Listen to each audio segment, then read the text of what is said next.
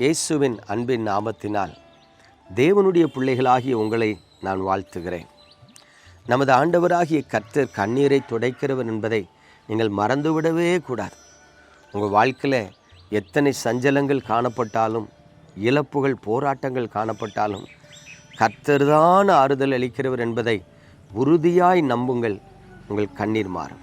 பாருங்கள், இன்றைக்கு நம்முடைய தியானத்திற்கு ஆதாரமாக எசேக்கியேல் தீர்க்க தரிசன புஸ்தகம் 36ஆம் அதிகாரம் 11ஆம் வசனத்தை பாருங்கள். உங்கள் மேல் மனுஷரையும் மிருக ஜீவன்களையும் பெருகி பழுகும்படி வர்த்திக்க பண்ணுவேன்.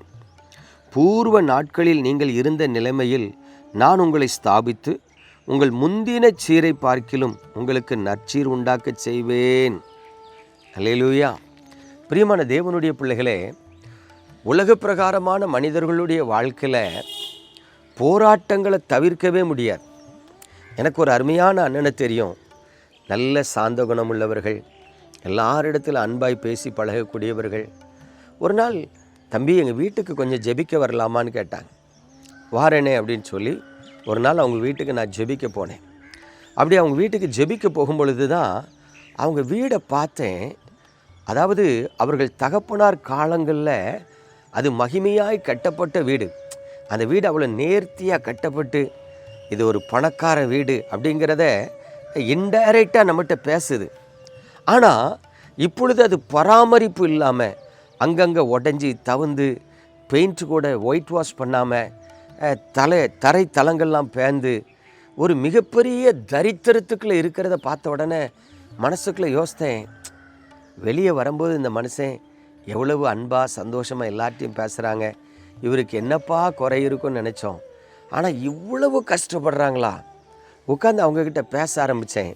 அப்படியே தலை குனிஞ்சிட்டு சொன்னார், என்னன்னே தெரியல தம்பி, வாழ்க்கையில் எழும்பவே முடியல, எவ்வளவோ பிரயாசப்பட்டுட்டேன், எல்லாம் தோல்வி, நஷ்டம், வீண் செலவு, எல்லாம் மனதுக்கு சஞ்சலமாக இருக்குது. ஜெபித்து பார்த்துட்டேன், எனக்கு பதிலும் கிடைக்கலன்னார். அப்படியே தேவ சமூகத்தில் ஜெபிக்க ஆரம்பித்தோம். அப்போ தான் தேவனுடைய வசனம் சொல்லுது, முந்தின சீரை பார்க்கிலும் நற்சீர் உண்டாக்க செய்வேன். அல்லேலூயா. நான் உனக்கு நற்சீர் உண்டாக்குகிறதினால் நான் கர்த்தர் என்பதை அறிந்து கொள்ளுவாய். அந்த வசனம் அப்படி தான் முடியுது.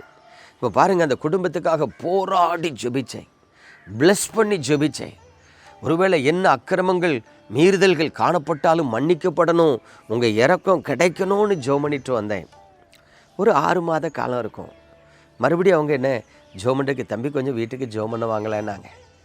6 மாதம்தான் இருக்கும். அந்த வீட்டுக்கு ஜோமனை போனால் அந்த தரை தளத்தெல்லாம் புதிதாக்கி, அங்கே பேந்து கிடந்த செவரெல்லாம் கட்டி நல்லா ஒயிட் வாஷ் பண்ணி, புதுசாக மேலே பார்த்திங்கன்னா உட்டன் அந்த பேனலிங் பண்ணி அந்த வீடு மறுபடியும் ஒரு ராஜ தோரணைக்கு வந்துருந்துச்சு. ஆனால் என்ன அப்படின்னு கேட்டேன். அவர் சொன்னார், என் பையனுக்கு ஆண்டவருடைய கிருபையில் வெளிநாட்டில் வேலை கிடச்சிருக்கு தம்பி, அவன் நெதர்லாந்தில் இருக்கிறான், நீங்கள் ஜோமனிட்டு போய் ஒரு 3வது மாதத்துலேருந்து கர்த்தர் ஒரு ஆசீர்வாதத்தை தந்தார், ஆண்டவருடைய கிருபையில் சந்தோஷமாக இருக்கோம் நாங்கள். எனக்கு அன்பான தேவனுடைய பிள்ளைகளை எதற்காக சொல்கிறேன், கர்த்தர் சொல்கிறாரு, நான் மறுபடியும் உங்கள் மேல் மனிதர்களையும் மிருக ஜீவன்களையும் வர்த்திக்க பண்ணுவேன். அப்போ ஏதோ ஒன்று நடந்திருக்கு இதுக்கு முன்னகுட்டி, அது பாதித்திருக்கு, மனிதர்களை பாதித்திருக்கு, தேவ பிள்ளைகளை பாதித்திருக்கு, கர்த்தரை தேடுகிறவர்களை பாதித்திருக்கு. அந்த பாதிப்பு இழப்புகளையும் நஷ்டத்தையும் தோல்வியும் கொண்டு வந்திருக்கு. ஆனால் கர்த்தர் திரும்பவும் அதை உயிர்ப்பிக்கிறார். ஆண்டவர் சொல்றார் பாருங்க, முந்தின சீரை பார்க்கிலும் நற்சீர் உண்டாக்க பண்ணுவேன். அப்போது இடையில there is something wrong, ஏதோ ஒன்று. இன்றைக்கு எனக்கு அன்பான தேவனுடைய பிள்ளைகளே, உங்கள் வாழ்க்கையில் ஒரு வருத்தத்தோடு வேதனையோடு இருக்கீங்களா? ஆண்டவர் சொல்கிறாங்க, உனக்கு நற்சீர் உண்டாக்க பண்ணுவேன்.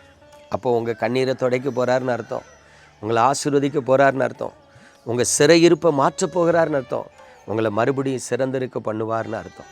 நம்ம ஜெபிப்போமா? எங்கள் அன்பின் பரலோக தகப்பனே, ஆசீர்வதிக்கிற உமது அன்பு கரத்தில் உமது பிள்ளைகளை தருகிறேன். பலத்தினாலும் அல்ல, பராக்கிரமத்தினாலும் அல்ல, கர்த்தருடைய ஆவியினாலேயே ஆகும் என்று எழுதியிருக்கிறபடி இன்றைக்கு இந்த பிரசங்கத்தை கேட்டுக்கொண்டிருக்கிற உமது பிள்ளைகளின் கண்ணீர் துடைக்கப்படட்டும் ஐயா. அவர்கள் நிந்தை மாறட்டும், நெருக்கங்கள் மாறட்டும், அவர்கள் உபத்திரவங்கள் மாறட்டும், அவர்கள் போராட்டங்கள் மாறட்டும், அவர்கள் பலவீனங்கள் மாறட்டும். ஆண்டவரே, எந்தெந்த பகுதியில் உடைக்கப்பட்டு ஒன்றுமில்லாத நிலையில் அங்கலாய்த்து கொண்டிருக்கிறார்களோ இயேசுவின் நாமத்தில் கை தூக்கி எடுக்கிறேன். மார்ட்டின், என் கர்த்தர் உன்னோடு இருக்கிறத உறுதிப்படுத்துவார். ஆண்டவரே, நீங்கள் ஆசீர்வதிங்க. செசல்சியா, ஆமேன். தேவ கரம் உன்னை தாங்கி நடத்துகிறது மகளே. நீ நன்மையால் நிரம்பி இருப்பாய். தேவனே, உமது நாமத்தில் உமது பிள்ளைகள் ஒவ்வொருவரையும் ஆசீர்வதிக்கிறேன். உமது முகத்தை பிரகாசிக்க பண்ணும். இயேசுவின் நாமத்தில் பிதாவே, ஆமென்.